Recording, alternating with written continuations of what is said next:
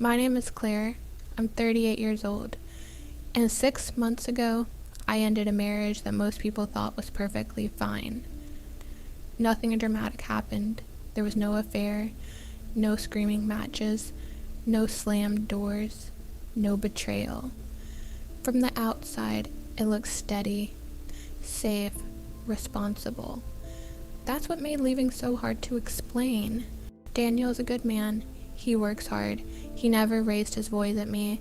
He's a devoted father to our 5-year-old son.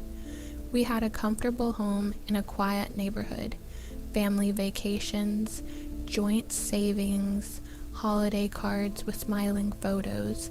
If you saw our life on paper, you would have assumed I was lucky. For a long time, I told myself the same thing. I should be grateful. I should be content. I should stop wanting more.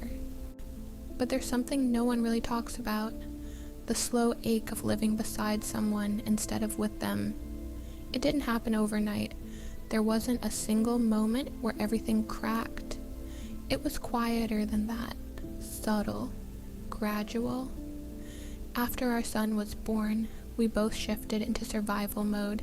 Sleep schedules, work deadlines, grocery lists, pediatric appointments.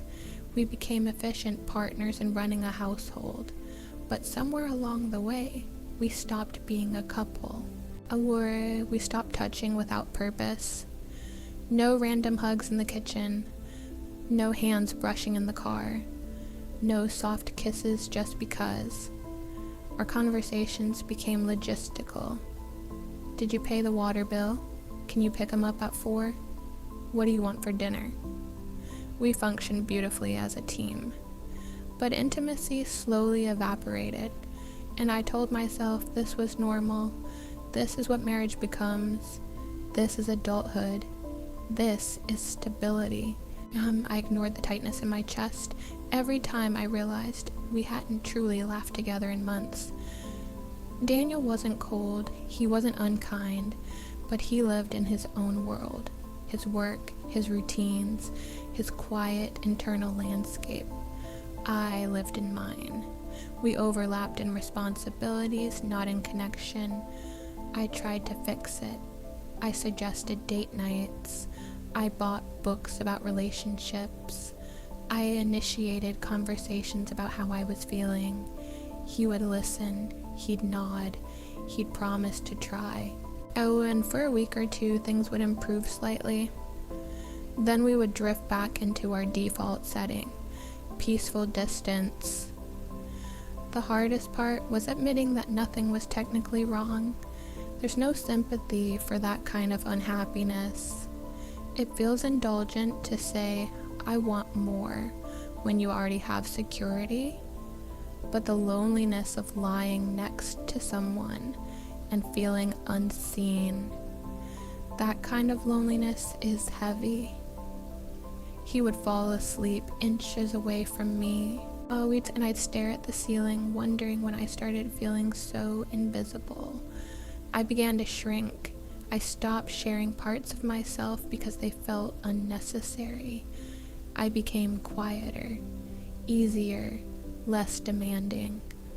One night, I caught my reflection in the bathroom mirror and didn't recognize the woman looking back at me. She looked tired.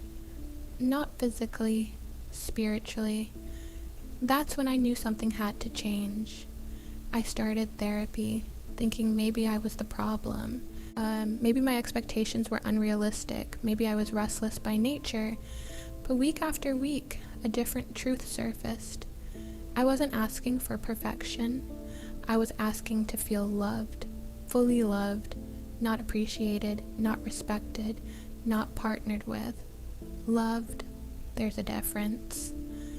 Daniel loved me in the way you love someone dependable, familiar, safe. But I longed for warmth, for desire, for that quiet electricity of being chosen every day, not just accommodated. When I finally told him I was considering separation, he looked stunned. But we're fine, he said, and he meant it. That sentence broke my heart more than anything else, because fine was exactly the problem. We were fine. We weren't alive. The months after I moved into my small apartment were terrifying. I'd sit at my kitchen table after dropping our son off at school and feel the weight of what I had done. I left a stable marriage at 38. I disrupted my child's routine. I stepped into financial uncertainty. There were nights I questioned everything. But then there was something else too. Breathing. For the first time in years, I felt like I could inhale fully. The silence in my new place wasn't heavy. It was spacious. I started rediscovering parts of myself I had slowly packed away. I signed up for a pottery class. I started running again. I read novels that had nothing to do with self-improvement. Small things. But they felt like oxygen. Daniel and I are respectful co-parents now. Our son is adjusting better than I feared. Children sense tension more than we realize, and I think he feels a shift toward peace.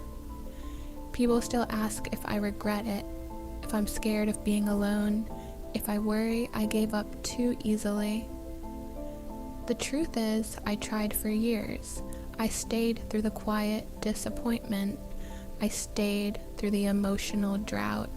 I stayed while convincing myself stability was enough. Leaving wasn't impulsive, it was deliberate, yet slow, earned. And no, I don't regret it, because I know what would have happened if I stayed. I would have continued shrinking, continued convincing myself that wanting passion, connection, and real intimacy was immature. I want my son to grow up seeing what love actually looks like, not just cooperation, but affection, not just teamwork, but tenderness. Sometimes courage isn't staying and enduring. Sometimes it's walking away from something that looks good but feels empty. At 38, starting over isn't glamorous. It's messy, it's uncertain, it's humbling, but it's honest. And for the first time in a long time, my life feels honest. If you're in something that looks perfect from the outside, but feels hollow on the inside, listen to that whisper. You don't need catastrophe to justify change. Wanting more is reason enough.